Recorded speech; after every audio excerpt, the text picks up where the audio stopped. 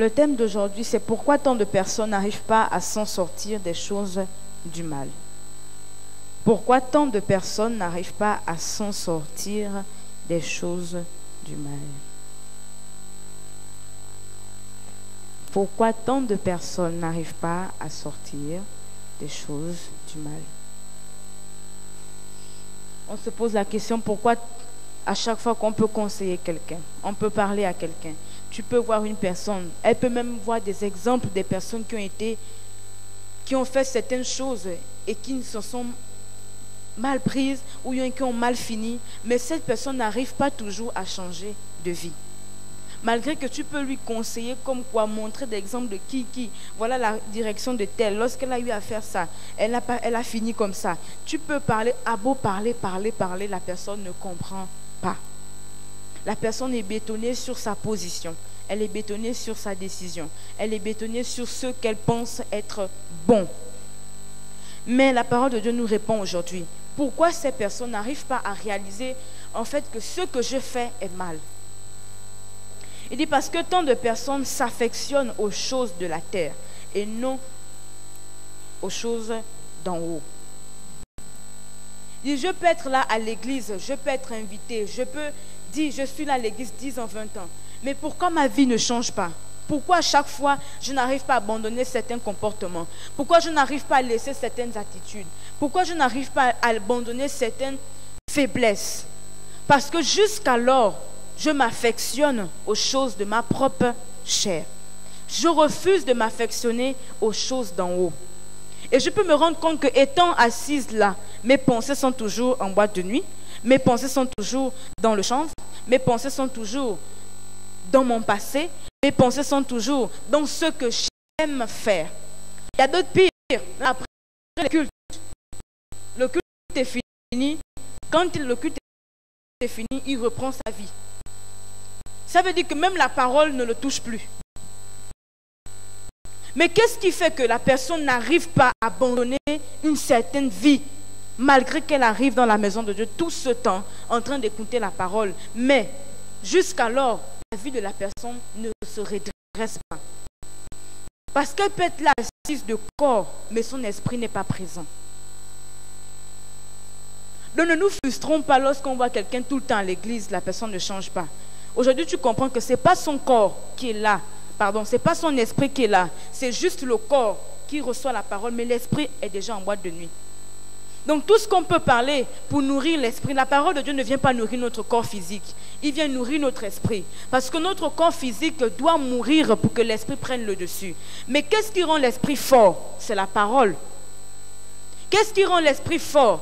C'est la décision que je prends, qui fait en sorte que la porte de mon esprit s'ouvre pour que Dieu charge l'énergie pour me permettre de surmonter mes faiblesses.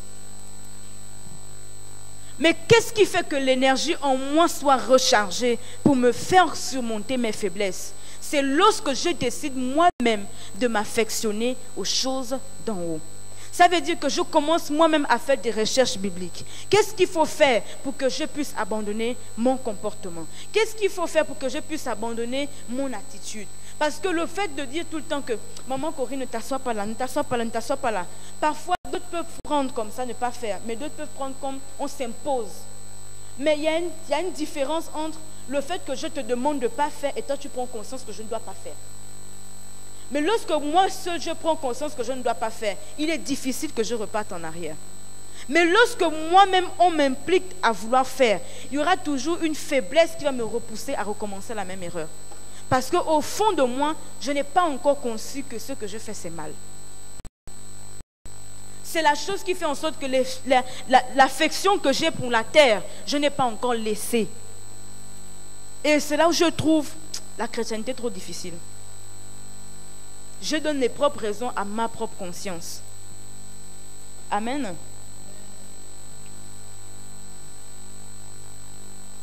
Il dit, mais Dieu ne peut rien faire si cette personne n'oriente pas sa pensée vers lui. Cette personne ne décide pas d'orienter ses pensées vers Dieu et s'affectionner aux choses d'en haut. Donc on voit que la force de la pensée est très primordiale. Parce que tant que ma pensée n'est pas disciplinée à faire ce que Dieu me demande de faire, je vais toujours faire ce que j'ai envie de faire. Parce que comment se manifeste ce que je veux faire? C'est parce que je pense. Je suis là assise, à 17h, j'ai le choix. Je pense, je réfléchis. Est-ce que je vais à l'église? Est-ce que je vais au rendez-vous où je dois aller? Est-ce que je dois faire ceci? Est-ce que je décide de rester à la maison? Tout commence par quoi? Une pensée. Et la pensée s'assoit dans mon esprit au travers de la force que consomme mon esprit. Toi et moi, avant d'arriver ici, certaines personnes ont beaucoup cogité. Mais qu'est-ce qui a fait en sorte que la personne arrive à décider d'arriver? Parce que son esprit a surmonté sa pensée. Et son esprit a reçu l'énergie pour être plus fort. Et c'est ce qui fait que toi, tu as l'habilité de savoir que quand c'est mercredi, quand c'est dimanche ou c'est vendredi, mon esprit doit aller forcément à l'église. Ça veut dire que même si tu es gêné, si tu es quelque part et puis l'heure passe, ton esprit est gêné parce que tu te rends compte que tu es en retard avec ton rendez-vous avec Dieu. Mais pour certaines personnes, c'est comme le quotidien. Qu'il n'aille pas, ça ne fait ni foi. Pour qu'il vienne, il faut qu'on le convainc plusieurs fois, ou qu'il a tellement raisonné qu'il y a des situations qui sont venues contraires pour qu'il soit forcément là. Ça veut dire que l'esprit de la personne n'a pas encore été comment? Discipliné. Il y a encore la chair qui répond à ce qui est comment? Aux choses d'en bas. Ce n'est pas la magie. La personne que vous voyez tout le temps arriver à l'église, elle fait comment? C'est parce qu'elle a décidé de priver sa chair de ce qu'elle veut faire. Elle a pris la décision primordiale que mon esprit doit exécuter ce que Dieu me demande de faire. Je suis les pas de l'apôtre Paul qui a traité sa chair durement parce qu'il sait que sa chair ne peut pas conditionner sa vie. Si ma chair discipline conditionne ma vie, je ne vais pas arriver où je dois arriver. Parce qu'il y aurait des moments où je ne pourrais pas décider avec mon corps physique. Tellement ce sera difficile que j'aurai besoin de l'esprit. Amen. Où est-ce qu'on trouve ça? Colossiens 3, verset 2.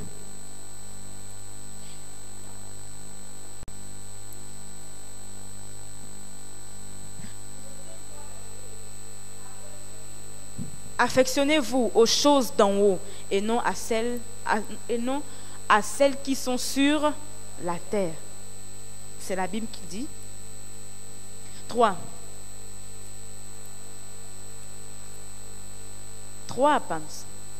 Car vous êtes morts et votre vie est cachée en Christ avec votre vie est cachée avec Christ en Dieu.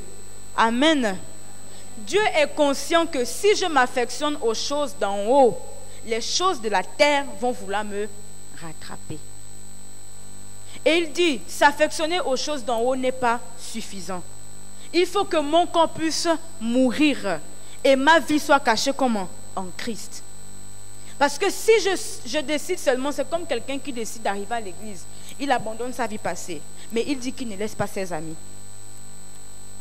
Croyez-vous que cette personne va réussir à aller avec Christ jusqu'à? Non.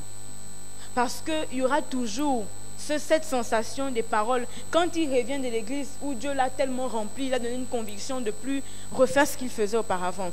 Mais si tu vis avec la personne qui t'amène à faire toujours les mauvaises choses, aussi longtemps que tu as le contact avec elle, elle aussi elle t'évangélise. Donc au même moment que toi, ta propre pensée, tu as déjà, l'Esprit de Dieu en toi t'a déjà donné une certaine orientation que c'est bon, j'arrête ce que je faisais. Mais tout le temps tu es en communication avec la personne qui te pousse à faire les mauvaises choses.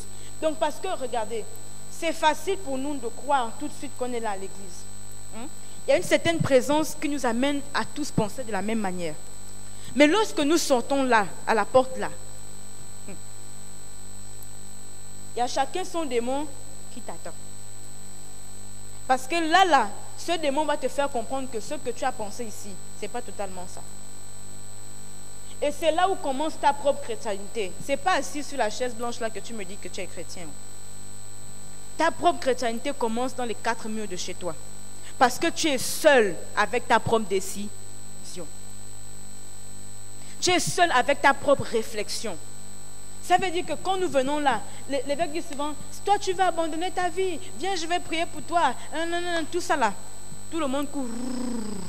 On est là assis, on est là, on attrape là.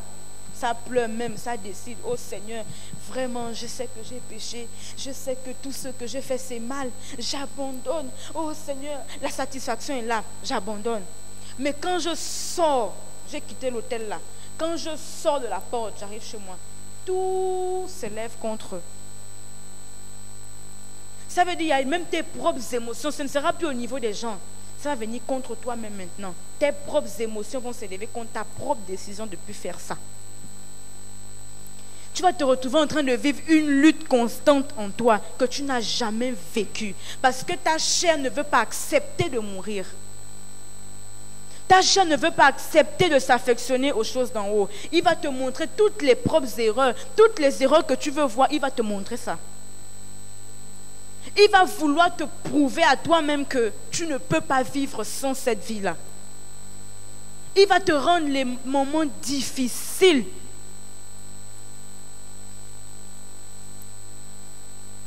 C'est comme je pouvais dire à quelqu'un une fois que la vie que tu menais auparavant, peut-être tu es là, tu regrettes que quand je n'étais pas à l'église, j'avais l'argent comme il faut. J'avais l'argent comme il faut. Je pouvais m'acheter ce que je veux. Je ne passais pas des journées sans manger. C'est-à-dire, peu importe, je n'avais pas froid aux yeux de faire certaines choses. Mais j'ai décidé de suivre Jésus. Mais je me rends compte que maintenant, tout est difficile. C'est compliqué, tout est serré partout. Je me demande, est-ce que ça c'est vraiment Dieu que j'entends là? Quand j'entends, oh Dieu est bon, il est miséricordieux. C'est-à-dire que si j'abandonne ma vie, vraiment il y a un plateau d'or qui m'attend, que je ne regrette pas le monde. Et bien tu as menti. Avant que Jésus rentre dans la gloire, il est passé par le sacrifice. Et lorsque tu arrives à sortir du monde, l'évêque expliquait ça vendredi passé, le royaume du diable, quand tu sors pour entrer dans le royaume de Dieu, tu abandonnes la vie passée pour entrer dans le royaume de Dieu. Tu te baptises d'eau, tu abandonnes tout. Mais étant dans le royaume de Dieu, il y a ce qu'on appelle... Comment je vais expliquer ça en français? Il y a ce qu'on appelle le retour. Ça veut dire qu'à tout moment, tu peux regarder derrière. Parce que toutes les forces que tu as laissées au royaume du diable vont te convaincre que ta décision n'est pas vraie. Ça veut dire que tu vas te retrouver toi-même en train de faire des mauvaises choses qui vont t'affaiblir. Ça veut dire si j'avais décidé de plus, si j'étais ivrogne par exemple, l'exemple, et j'arrive à l'église, je dis non, je prends la décision de plus toucher une goutte d'alcool. Je change complètement de vie. Je commence à venir à l'église, j'abandonne tous les casiers, là, les bouteilles cachées sous le lit, je jette. 1 mois, tu sens que la conviction est d'abord là. 2 mois, tu vas sentir la fièvre. Tu vas passer, tu vas regarder la bouteille là comme ça là. Un tour, tu dis non, c'est bon, je ne peux plus. Mais toute la nuit, la bouteille va revenir. Ça va revenir, ça va revenir. Si ton esprit n'est pas fort, tu vas commencer à boire en cachette. Quand tu bois en cachette, et là le diable t'attend parce qu'il ne parlera plus par les hommes, il va parler dans ta conscience. Il va dire que regarde, c'est pas toi qui as dit que tu abandonnes. Laisse.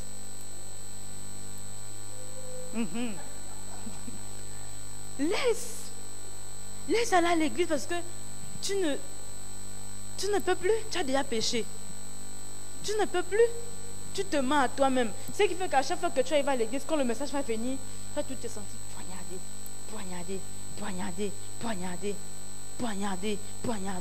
Pourquoi? Parce qu'il va parler dans ta conscience. Et les choses en secret que tu fais que personne ne connaît. Et le diable se cache là. Donc lui et toi, vous avez une conversation des cultes sur le culte. Donc quand ça passe, lui aussi t'évangélise en même temps. Tu as vu? C'est toi qu'on a vu. C'est toi qu'on parle. C'est toi qu'on prêche. C'est toi. Pas même. Laisse ça. Il va te parler. Parce qu'il veut te convaincre que ta propre décision de changer n'est pas efficace.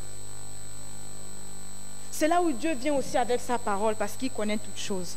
Il dit, pardonne-toi toi-même. Quand tu as fait quelque chose et tu sais que là, la faiblesse, voilà pourquoi il dit que protège tes faiblesses. Parce que le diable sait que je veux toujours t'atteindre sur le même côté que tu es tombé. Ce n'est pas ailleurs. Quand tu viens à l'église, tu étais ceci, cela. Le diable t'attend toujours là. Ce n'est pas ailleurs. Il attend le jour où tu vas baisser la garde sur ça. Il tourne, voilà pourquoi il y a un lion rugissant autour. Si toi tu es venu avec l'orgueil, il va t'attendre à une position où il va t'élever l'orgueil là.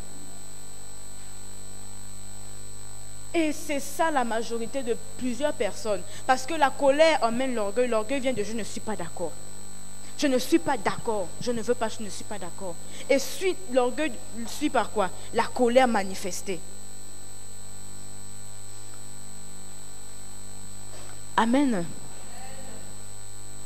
La colère manifestée. Peut-être toi c'est la colère extrême. Tu ne tolères pas les choses. Il va toujours te placer à une position où cette colère-là va s'élever. Où tu vas finir par tout perdre. Après tu vas abandonner. Tu vas dire finalement, ça sert à quoi d'aller à l'église? Mais il t'attend. Amen.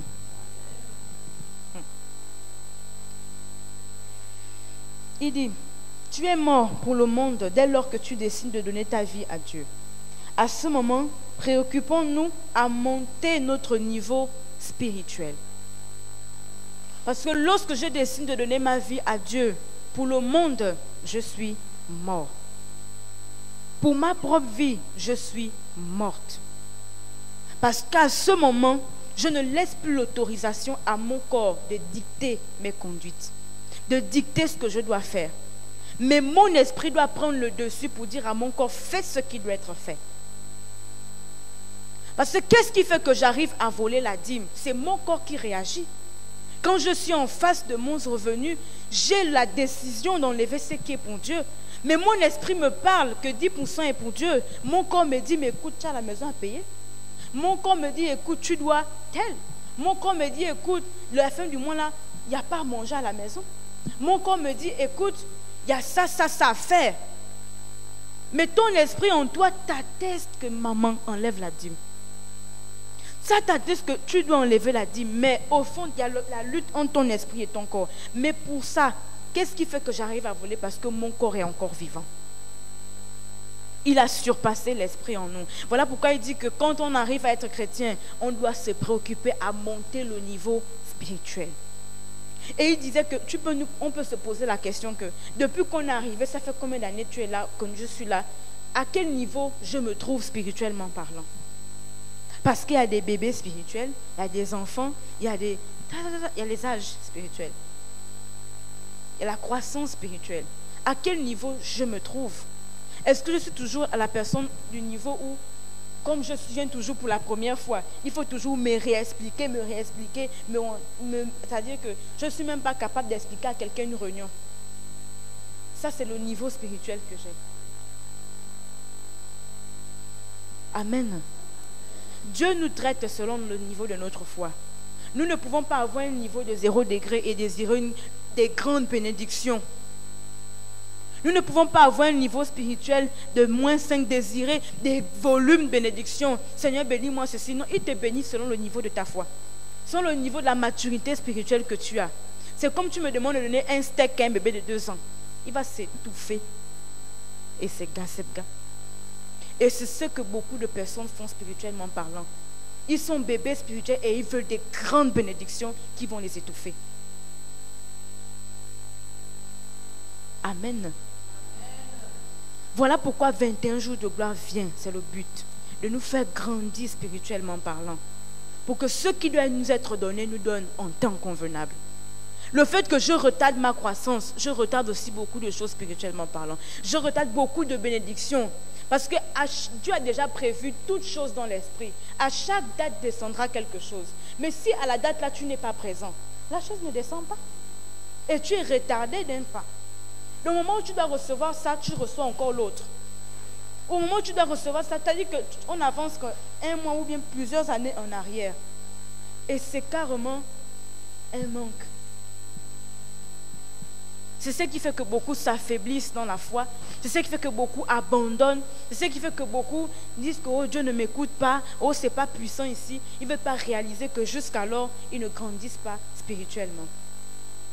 C'est la même personne qui est toujours en cachette dans les snacks. Et pense qu'on ne le voit pas. Moi, on ne te voit pas, mais Dieu te voit. C'est Dieu qui te donne la dimension spirituelle que tu veux. C'est-à-dire que tu peux venir là à l'hôtel, tu trompes les verres, tu trompes tout le monde, mais Dieu te regarde, il te voit. Il y a l'état du cœur, il y a l'intention que tu as en toi manifestée qui fait que Dieu te regarde. Et on peut se poser la question que mais pourquoi la personne n'évolue pas? Tout de suite, on ne se fuse pas. On sait que cette personne n'a jamais décidé de se convertir. Donc toi-même, tu vas rester là sur la chaise blanche là jusqu'à les cheveux blancs vont pousser, jusqu'à tu vas te fatiguer. Personne ne va te chasser. Toi-même, tu vas te chasser. Parce que Dieu t'aura calé là, au même niveau. Il est conscient que tu ne veux pas grandir. On ne veut pas grandir comment? Spirituellement parlant. Ésaïe 59, verset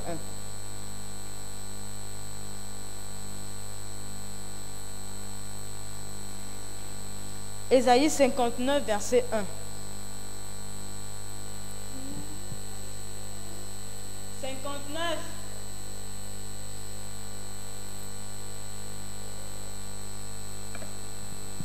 Non à la main de l'Éternel. Non, la main de l'Éternel n'est pas trop courte pour sauver, ni son oreille trop dure pour... 2. Mais ce sont nos crimes qui mettent une séparation entre vous et votre Dieu. Ce sont nos péchés qui vous cachent sa face et l'empêchent de vous... Amen. Tu peux remplacer nos crimes. Ce sont nos crimes. Ce sont nos vols de dîmes. Ce sont nos faiblesses. Ce sont nos imperfections. C'est notre chair encore vivante. Parce que la parole me dit que la main de Dieu n'est pas trop courte pour agir, ni son oreille sourde pour entendre. Ça veut dire qu'il y a des choses que Dieu a prévu de descendre sur nous depuis. Mais nous-mêmes, nous sommes les motifs de notre propre retard. Si le démon est assis sur notre bénédiction aujourd'hui et a retardé nos bénédictions, c'est nous-mêmes qui l'avons laissé la porte ouverte. Tout ce que nous faisons qui retarde, ce n'est pas Dieu, c'est nous-mêmes. Voilà pourquoi il y a un moment de notre chrétienté où arrêtons de chercher le démon. Rentrons en nous pour savoir qu'est-ce qui fait que je n'arrive pas toujours à avoir telle chose. Ou qu'est-ce qui fait que j'ai souvent des choses en possession, mais ça finit par s'évaporer. Il y a un problème quelque part. C'est comme la prêtresse soulignait hier, que ce n'est pas seulement le fait de dire que je vais chasser mon démon, mais il y a eu quelque chose qui vient en toi. Il y a la chair qui ressurgit en toi, qui te pousse à faire des mauvaises choses, qui font en sorte que la main de Dieu se retarde pour agir. Et l'oreille devient même sourde, ça ne t'entend pas.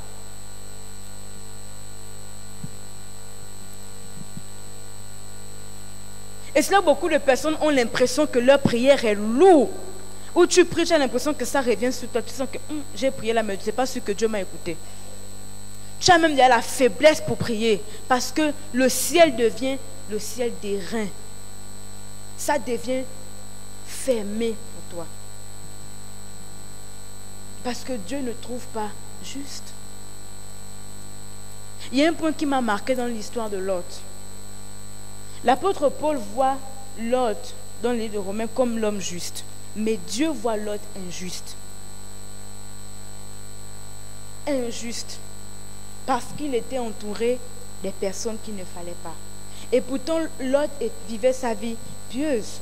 Ses 2 filles étaient vierges. Il était marié dans sa maison avec ses fils. Il vivait sa vie à part. Mais le simple fait d'être dans une ville maudite a rendu la vie de Lot impure.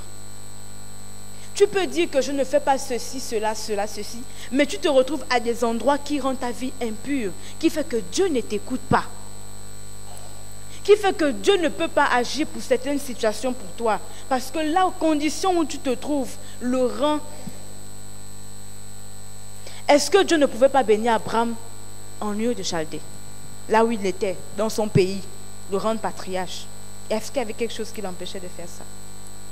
Mais il fallait qu'Abraham sorte de là. Il soit dans un lieu favorable, un lieu géographique, un lieu saint. Il y a des endroits qui nous empêchent d'avoir des positions, d'avoir quelque chose ou d'avoir ce que l'on veut. Il y a des personnes que l'on trimballe qui sont les bouchons à notre bénédiction. C'est-à-dire que tant que je suis avec cette personne-là, Dieu ne va pas m'écouter. Regarde Lot. Moi, je peux dire que la femme de Lot a été une malédiction pour Lot. Parce que lorsque Lot commençait à bagarrer avec Abraham, la femme de Lot pouvait lui dire que non, mais tu ne peux pas bagarrer avec ton frère. Essayez de vous entendre. Pleinement votre richesse croise vous tous les deux. Essayez de trouver un terrain d'entente pour départager comment vos biens. Mais non, elle appuyait encore jusqu'à ils sont partis. Même en sortant de la ville de Sodome et Gomorrhe, quand Dieu dit à Lot de sortir de la ville, de ne pas regarder derrière, prends tout ce qui t'appartient, allez-y. La femme de Lot commence à parler à Lot que, mais on va sortir nos biens, nos maisons. On fait quoi de ça? Tu fais quoi de tous tes biens? Donc, toi, tu préfères tes biens au lieu de sauver ta vie. Il y a certaines personnes, malgré qu'ils étaient en train de marcher, elles pleuraient, elles regrettaient comment? Sa maison, elles regrettaient ses biens. Jusqu'elle a fait comment? Elle a regardé derrière. Il y a un moment de la chrétienté où il n'y aura plus quelqu'un pour t'attraper. Il faut que tu suives ta propre décision. Parce que l'ange a parlé, Dieu a parlé, tout le monde exécute. On dit de ne pas regarder derrière. Là, l'autre ne pouvait plus savoir que sa femme était en train de regarder comment? Derrière.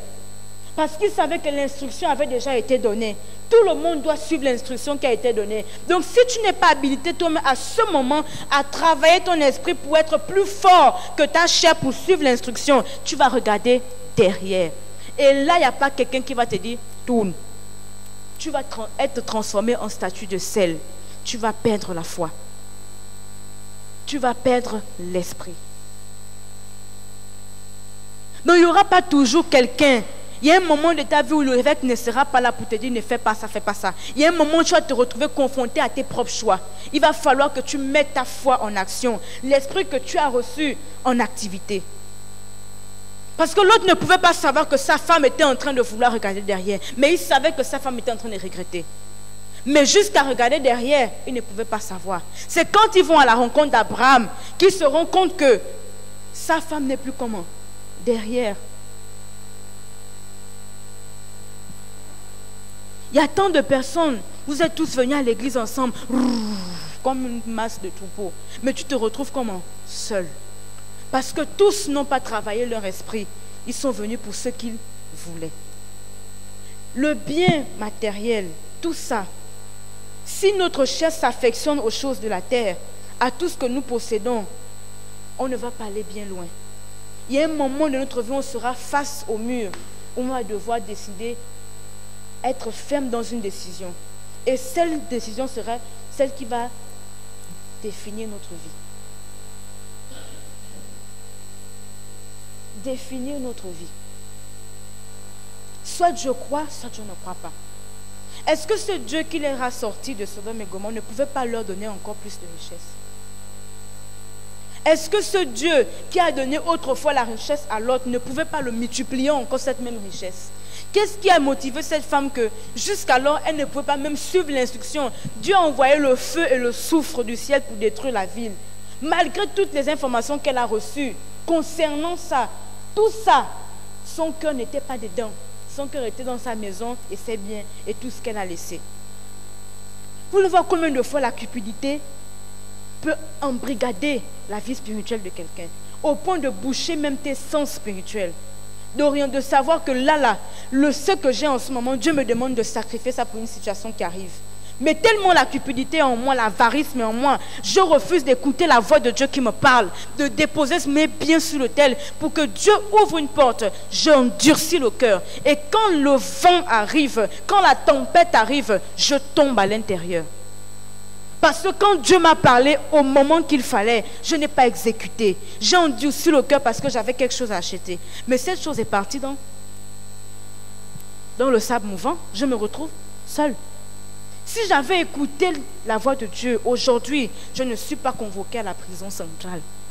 Aujourd'hui, je ne suis pas convoquée au tribunal. Aujourd'hui, je ne suis pas convoquée là-bas. Aujourd'hui, je n'ai pas tel problème. Mais parce que quand l'ange venait m'avertir, que ce soit en songe ou par quelqu'un, ou par des sens, par des énigmes, j'ai endurci comme mon propre cœur.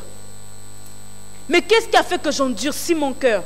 C'est parce que ma chair n'était pas morte. Et tant de situations, tant de pièges, je suis tombée à l'intérieur parce que je n'ai pas voulu comprendre la voix de Dieu qui me parlait. J'ai compris mes émotions, mes analyses, mes sens. J'ai réflexionné selon ce que ma chair pouvait penser. J'ai oublié que c'est Dieu qui voit comment toutes choses. Et il est en train de m'orienter. L'évêque disait, il y a des fois où tu peux te retrouver, sans qu'il y ait des offrandes à l'église ou sans qu'il y ait des propos à l'église, l'Esprit de Dieu met en toi une action à faire. Ne regarde pas que qui n'a pas fait, est-ce que je dois faire. Non, ça c'est entre toi et Dieu parce que Dieu communique avec ton esprit. Tu peux venir même sans que personne ne s'aperçoive. Tu réponds seulement à l'appel qui t'a été donné. Parce que Dieu t'avertit d'une tempête qui arrive dans ta maison. Ou Dieu est en train de te protéger d'un complot qui se lève contre toi. Dieu est en train de te protéger d'une certaine situation qui arrive pour te basculer la vie. Mais tellement tu as été bouché par tes propres émotions, tu n'as pas compris tout de suite l'énigme que Dieu était en train de te révéler à l'instant où tu priais, ou à l'instant où tu étais en méditation, ou au moment où tu étais dans ton silence. Il y a une voix qui t'a parlé, il y a une pensée qui t'est venue. Mais tout de suite, le diable est venu avec la distraction, paf, paf. À une fraction de seconde, tu as oublié ce que Dieu t'avait demandé de faire. Et voilà, tu te retrouves dans les problèmes. Voilà, tu te retrouves dans les difficultés. Voilà, tu te retrouves piégé par l'ennemi. Parce que quand Dieu est en train de t'avertir que l'ennemi est en train d'arriver, toi, tu te préoccupais de comment résoudre tes problèmes familiales.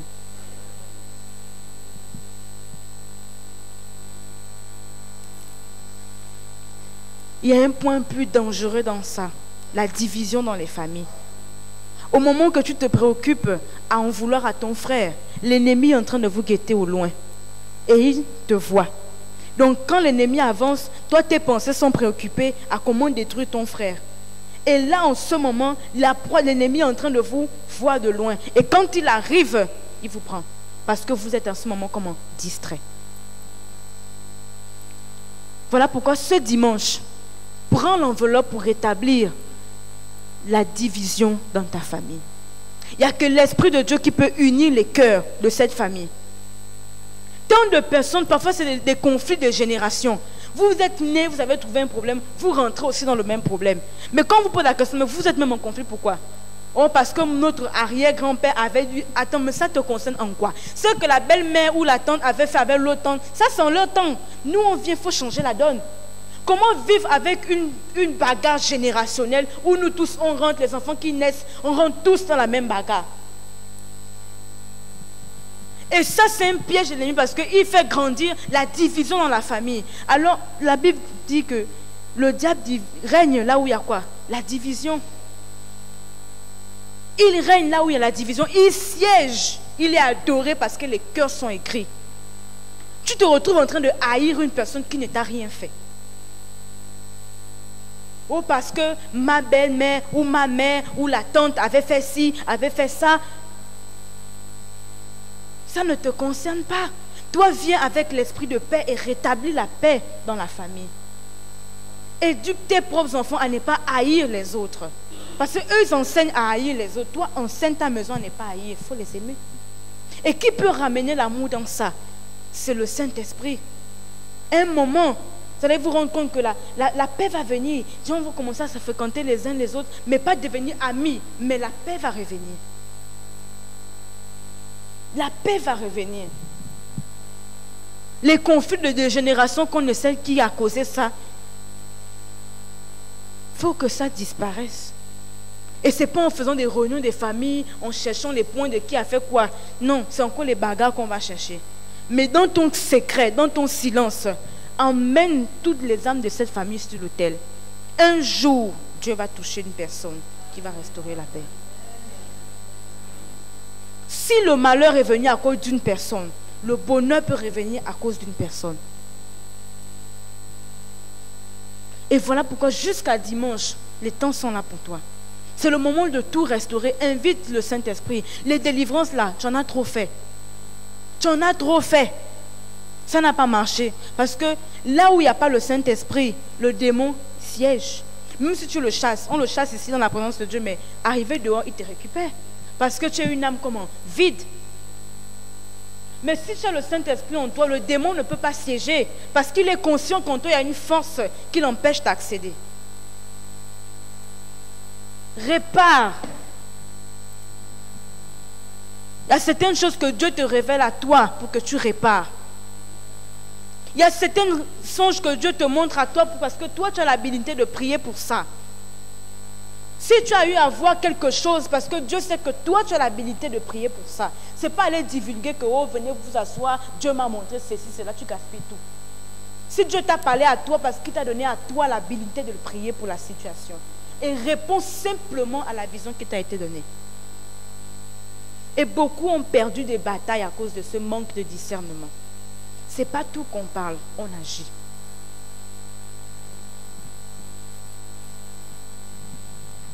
Jérémie 29, 13, on termine.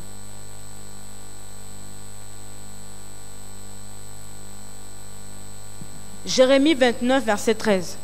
Vous me chercherez et vous me trouverez, si vous me cherchez de tout votre cœur. Je ne peux pas dire que je ne peux pas recevoir le Saint-Esprit. C'est faux. Je ne l'ai pas reçu parce que je ne l'ai pas cherché.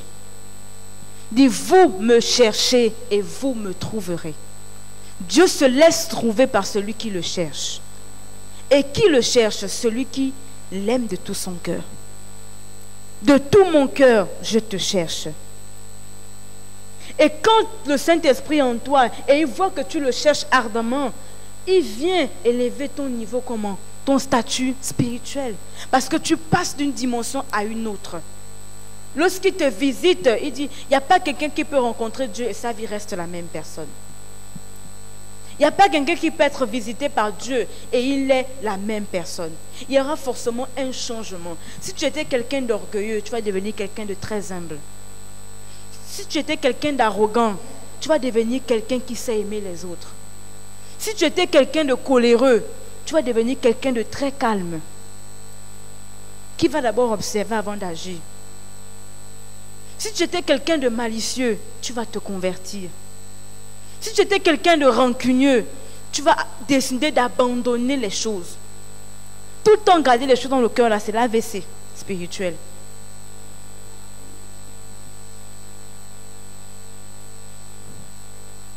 Tout ça en toi détruit toi-même la propre chrétienté que tu as bâtie depuis le premier jour où tu as accepté Jésus.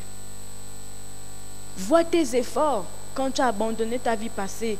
Regarde ta vie derrière, tout ce que tu as laissé.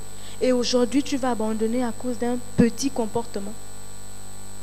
On veut te fermer la porte du ciel pour dire, tu ne passes pas à cause d'un petit comportement.